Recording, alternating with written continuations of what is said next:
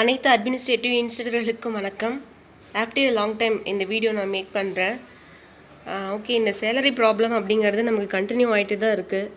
இந்த வேலைக்கு வந்ததுலேருந்து எல்லாருமே பர்சனல் க்ரோத்லேயும் சரி, ஃபினான்ஷியல் க்ரோத்லேயும் சரி நிறைய பேர் ஸ்ட்ரகிள் பார்த்துட்டு தான் இருப்பீங்க லைஃப்பில்.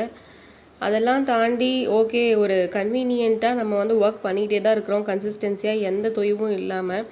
ஆனால் நம்ம செய்கிற உழைப்புக்கு ஏற்ற ஊதியம் கிடைக்கிறதே இல்லை. சரி, ஊதியம் தான் கிடைக்கல, ஊதிய உயர்வு தான் கிடைக்கல, ஆனால் சொற்ப ஊதியமும் உரிய நேரத்தில் கொடுத்தாங்க அப்படின்னா பாராட்டுக்குரியதாக இருக்கும். கடந்த வெள்ளிக்கிழமை பார்த்திங்கன்னா அனைத்து மாவட்ட இன்ஸ்டிடியூட்களுக்கும் சேலரி கிரெடிட் ஆகிருக்கு. இந்த விஷயம் ஐ திங்க் எல்லாருக்கும் தெரியும்னு நினைக்கிறேன். அதாவது நான் விசாரித்தது மதுரை, திண்டுக்கல், விழுப்புரம், கடலூர் சைட்லாம் பார்த்திங்கன்னா கிரெடிட் ஆகிருக்கு. ஆனால் ஒரு சில டிஸ்ட்ரிக்டில் கிரெடிட் ஆகலை அப்படின்றாங்க. பார்த்திங்கன்னா சேலம், திருவண்ணாமலை, திருவாரூர், இன்னும் என்னென்ன டிஸ்ட்ரிக்ட்னு தெரில, சம்வாட் கிரெடிட் ஆகலை அப்படின்னு சொல்கிறாங்க. ஆனால் சேலம் மாவட்டத்தில் 9 பேருக்கு கிரெடிட் ஆகிருக்கு அப்படின்ற விஷயம் சொல்லியிருக்கிறாங்க. இது எந்த அளவுக்கு உண்மை அப்படின்றதும் புரியல. ஆனால் என்ன ரீசன் இன்னும் சேலரி கிரெடிட் ஆகாமல் இருக்குது பிப்ரவரி மந்த்துக்கு அப்படின்னு சொல்லி கேட்டப்போ டெக்னிக்கல் ஃபால்ட் அப்படின்னு சொல்லியிருக்காங்க. ஓகே, தொழில்நுட்ப கோளாறாக இருக்குது அப்படின்னா கூட அது எத்தனை நாள் ஆகும் சரியாகிறதுக்கு? கடந்த வெள்ளிக்கிழமை போட்டிருக்காங்க சேலரி. இப்போ இன்றைக்கி பார்த்திங்கன்னா 9 நாள் முடிஞ்சிருச்சு அவங்களுக்கு. இப்போ சேலரி போட்டு மற்ற மாவட்டங்களுக்கு போட்டு இன்னும் ஒரு சில மாவட்டத்துக்கு மட்டும் சேலரி போடாமல் இருக்கிறது இது கொஞ்சம் வித்தியாசமாக இருக்குது. எப்பயுமே என்ன செய்வாங்க அப்படின்னா எல்லா மாவட்டத்துக்கும் ஒரே நேரத்தில் தான் கிரெடிட் ஆகும், தொய்வு அப்படிங்கிறது வராது. இந்த தடவை பார்த்திங்கன்னா ஒரு சில மாவட்டத்துக்கு மட்டும் நிறுத்தி வச்சுருக்குறாங்க அப்படின்றது ரொம்பவே கஷ்டமாக இருக்குது.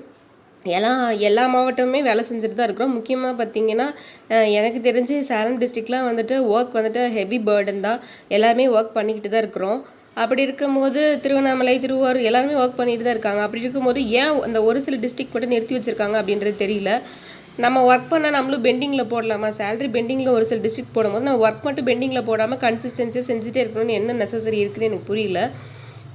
எவ்வளோ உழைப்பு போட்டாலும் அதுக்கான அங்கீகாரம் அப்படிங்கிறது இந்த வேலையில் இல்லவே இல்லை. என்ன இந்த வேலையோட ஸ்கோப் என்ன, அது என்ன கரியர் இருக்குது, சேலரி என்ன, மே மந்த் லீவுனா அதை எப்படி கன்சிடர் பண்ணுறாங்க, எந்த இன்ஃபர்மேஷனும் இன்னும் கொடுக்கவே கிடையாது. லேப்லேயும் சரி, கம்ப்யூட்டர் லேப்லேயும் சரி, இல்லை அவங்க கொடுக்கக்கூடிய ஒர்க்லேயும் சரி, நம்ம முடிஞ்ச வரைக்கும் நம்மளோட எஃபோர்ட் போட்டு ஒர்க் பண்ணிட்டு தான் இருக்கிறோம். அந்த சேலரிக்காக நம்ம வேலை பார்க்க கிடையாது. அதையும் தாண்டி சின்சியராக தான் எல்லாருமே புது புது விஷயங்களை உள்வாங்கிட்டு அந்த என்விரான்மெண்ட்டுக்கு தகுந்த மாதிரி நம்மளை சேஞ்ச் அவுட் பண்ணி ஒர்க் பண்ணிட்டு தான் இருக்கிறோம். அப்படி இருந்தும் சேலரி கொடுக்காமல் இருக்கிறது மிகப்பெரிய விஷயம். பனி சுமை அதிகமாகிட்டே போயிட்டுருக்கு. ஆனால் பனி சுமை அதிகமாக சுமத்துகிற போதிலும் அதாவது நமக்கு ஒரே ஒரு ஃப்ரீடம், நமக்கு பார்த்திங்கன்னா நமக்கு என்ன ஒரு ஹாப்பினஸ் அப்படின்னா சேலரி அந்த பர்டிகுலர் டேட்டில் போட்டாங்க அப்படின்னா ஒரு ரெமுனரேஷன் நீங்கள் கொடுக்கலன்னா கூட என்னதுன்னா ரெஃப்ரெஷ்மெண்ட் இருக்கும். ஓகேவா? சரி, ஓகே, சரியாக போட்டுடுறோம், சரியான ஒரு இடத்துல தான் இருக்கிறோம் அப்படின்ற ஒரு நம்பிக்கை வரும். சுத்தமாக நம்பிக்கையே இல்லாமல் போயிடுச்சு இந்த வேலையில். நானுமே குவிட் பண்ணலாம் அப்படின்னு தான் இருக்கிறேன் இந்த ஜாபை. பிகாஸ் ரொம்ப என்ன சொல்கிறது, நெருக்கடியான ஒரு சூழலில் இருக்கிற மாதிரி இருக்குது. நம்ம ஒர்க் பண்ணாலும் அதுக்கான ரெகனைசேஷன் அப்படிங்கிறதே இல்லை. இருக்க மன அழுத்தம் தான் அதிகமாகிட்டே போகுது. அதாவது நம்ம ஒருத்தருக்கு வேலை செய்யல, ஒரு பள்ளிக்கூடம் அப்படின்னா ஒரு பள்ளிக்கூடத்தில் இருக்கிற எல்லாருக்கும் வேலை செய்கிறோம். அப்படி இருக்கும்போது நமக்கு சரியான பாதையில் அத்தனையும் தாண்டி பயணிச்சிட்ருக்கோம். இவங்க கூகுள் மீட் போடுறாங்க, எக்ஸ்ட்ராவாக ஒர்க் வைக்கிறாங்க, கூகுள் ஃபார்ம் ஃபில் பண்ணு, ஒரு விஷயத்த அகைன் அண்ட் அகைன் இந்த பருத்தி மூட்டை கூட ஒன்று அடுக்கி வச்ச பருத்தி மூட்டை திருப்பி அடுக்க அப்படின்ற மாதிரி ஒரு மீட்டிங் போட்டு ஏதாவது ஒன்று சொல்லிட்டு இருப்பாங்க. சரி, ஓகே, இதெல்லாம் ஒர்க் பண்ணிட்டு தான் இருக்கிறோம், நோ பாயிண்ட், நில். பட் நமக்கான சேலரி அப்படிங்கிறது எங்கே? ஏன் எந்த டிஸ்ட்ரிக்ட்லேயும் இன்னும் ஏன் ஒரு சில மாவட்டங்களில் கிரெடிட் ஆகலை, மற்ற மாவட்டத்துக்கு ஏன் கிரெடிட் ஆச்சு அப்படின்ற விஷயம் எனக்கு புரியவே இல்லை.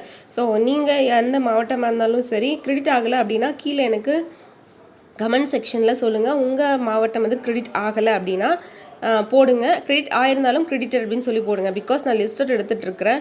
இது நம்ம அப்படியே அமைதியாக இருக்க கேட்காம இருக்க என்ன செய்யுது அப்படின்னா, இவங்களாம் என்ன செய்ய முடியும், போடுற நேரம் போட்டுக்கலாம். எது கேட்டாலுமே நம்மக்கிட்ட என்ன சொல்கிறாங்க, உங்களோட அப்பாயின்மெண்ட் ஆர்டரில் என்ன இருக்குது, உங்கள் அப்பாயின்மெண்ட் ஆர்டரில் என்ன இருக்குது அப்படின்னு தான் கேட்குறாங்க. அப்பாயின்மெண்ட் ஆர்டரில் every month of 7th you got salary அப்படின்ற விஷயமும் இருக்குது. அப்போ ஒவ்வொரு 7ஆம் தேதியும் நமக்கு சேலரி கிரெடிட் பண்ணிட்டு இருக்காங்களா அப்படின்ற விஷயம் இல்லவே இல்லை. ஓகேவா? சும்மா இழுக்கடிச்சு அவங்கள்ட்ட போய் கேட்டுகிட்டே இருக்கணும். பிடிச்சா இரு, பிடிக்கலனா வெளியில் போ. ஓகே, நான் வெளியே போகிறேன், அப்போ 2 மந்த் சேலரி நீ முதல்ல கொடுங்க, அப்போ நான் வெளியில் போகிறேன்.